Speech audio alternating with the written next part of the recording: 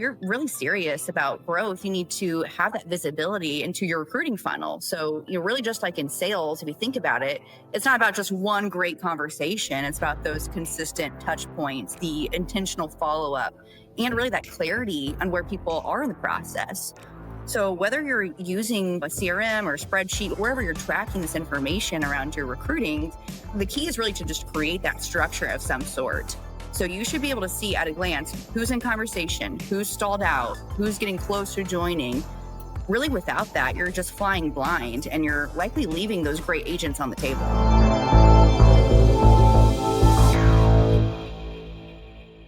All right, welcome back to the Reside Platform podcast. I'm Mie and today I am joined by someone who lives and breathes this topic, my partner in all things ops and growth, Brooke Riecke, who, by the way, we've been working together now for 5 years and in several organizations together. And so we're finally reunited and now getting to do a podcast together. It's awesome.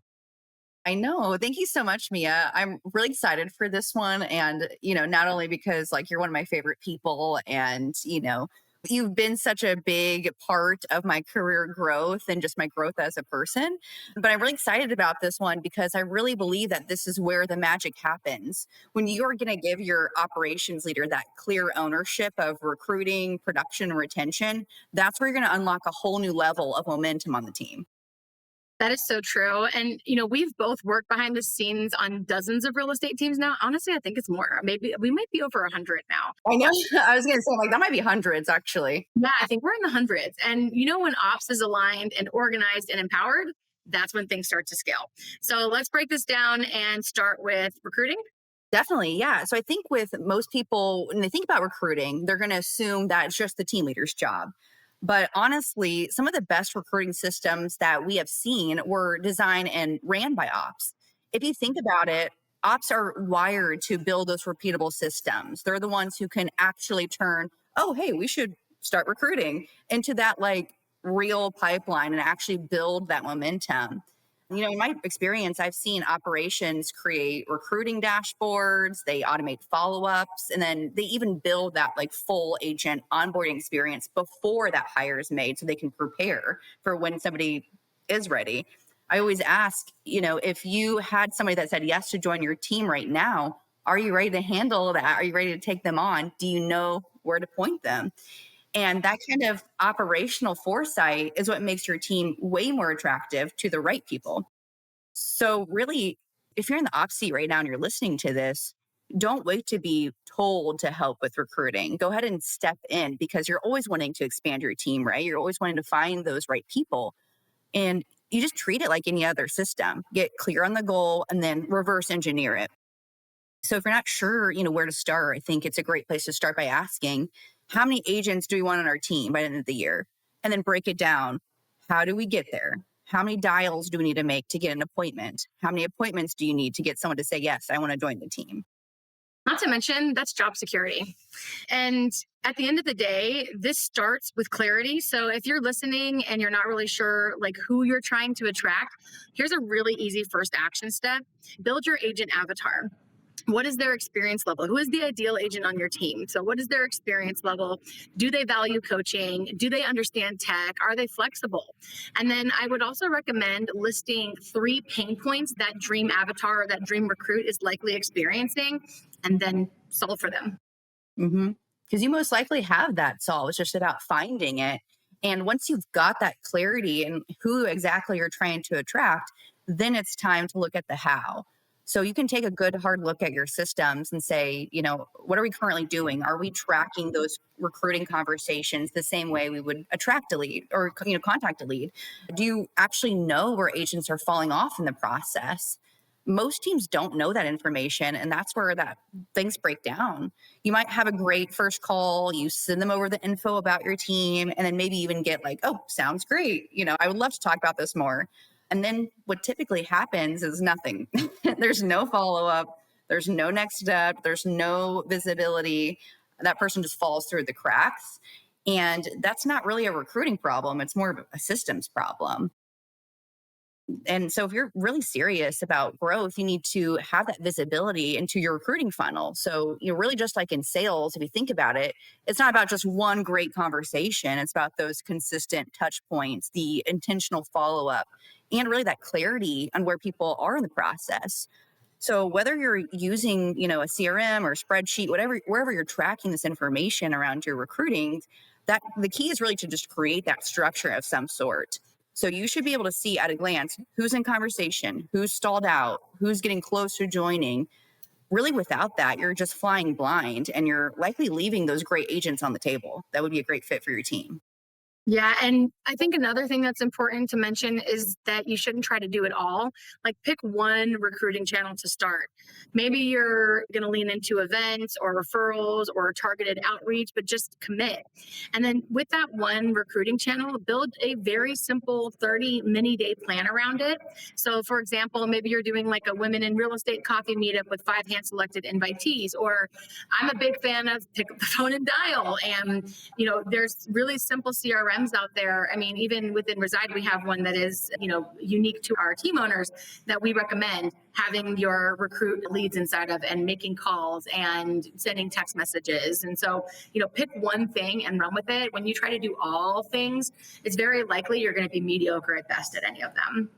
Okay, Brooke, let's talk production, because obviously if agents on your team aren't producing, growth stops literally right there.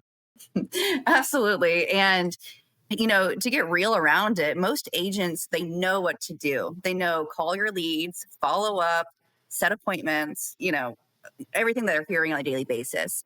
But knowing and then actually doing it consistently are two very different things. And that's where the operations come in. We create that culture, that structure, the tools, the accountability process that makes that consistency doable. And one of the best places to start around production are, your smart list or those, call lists. Are they actually going to guide you to those right daily behaviors? If your agents are opening follow up boss or whatever CRM you might be using, is there a list that says these are the people you need to call today? Is it right in front of their face saying, hey, here's who's raising their hands right now. Here's who you should call. And if not, that's a huge gap. You would want those lists that remove those guesswork and drive action. So start with something like hot leads, needs calls today, and make sure agents know exactly where to focus. Yeah, if you are going to leave it on the agents to organize it, that is time distracted, time not on the phones, time not lead generating, time not creating production. And then I would also add, are your agents being tracked in a way that's actually going to help them improve? So, I mean, you can even boil this down to one key metric to track this week. So you could do conversations per day or appointments set, and then just share that number weekly in a scoreboard or like a Slack post. I am a big fan of focus on 2 minute conversations in our Rise training that we have in Reside. We have a 6 week training where agents of all production levels, all experience levels come and train with me twice a week. And we have 5 pretty intense metrics that they're following during that 6 week period of time. But I always say, if there's one metric that you nail, like if all of the other ones went away, the one that I would prioritize is 2 minute conversations. Because I know if you get your 22 minute conversations for the next 6 weeks, your business over the next 90 days is going to be fine. Absolutely. That's where everything leads to. So if you're having conversations, you're bound to get appointments. You're bound to get people to say yes. The more appointments that you get, and the more people that say yes, you're bound to close something. And it just is a whole, it's a whole process of reaction just by having those right conversations with the people that are raising their hands. And one thing that I always tell our ops leaders when I coach with them is start small, but start publicly. And that visibility is going to drive engagement. So you don't need this like giant dashboard or that weekly report right away. You just need some sort of momentum. So even starting with something like a Monday message of some sort or just a weekly notification of, hey, team, we had 24 conversations last week. Let's hit 30. Shout out to Mia for leading with 7. That takes 2 minutes to post, to share, and then it instantly reinforces that behavior that you want more of. Over time, that's going to turn into culture. Yeah, and it also is a signal to your agents that you're paying attention. And I see this a lot where team owners, they say it once and they're like, these are adults. I shouldn't have to say it over and over again. But the squeaky wheel gets the oil. And so the thing that you keep in front of your agents is the thing that they're going to prioritize because they know it's the thing you prioritize. You saying something one time and being like, and this is the law, this is the rule, like this is the standard. And then there's no application around it, there's no support around it, there's no systems or structure around it. It's not really then.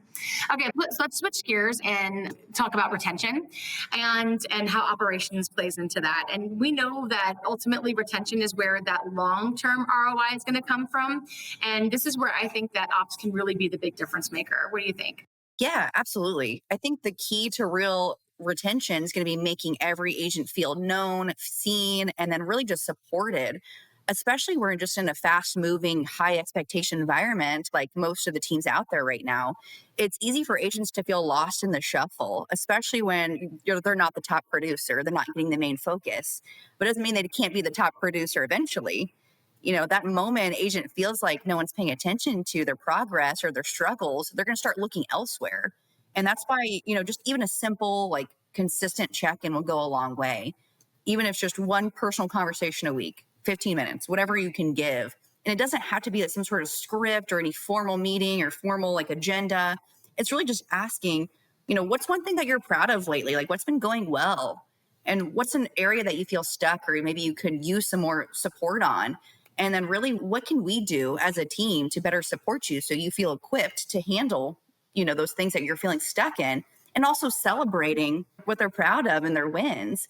And those three questions really are going to open up that trust, show that you're invested, and then often uncovered some issues, that you didn't know of before they even become a big problem.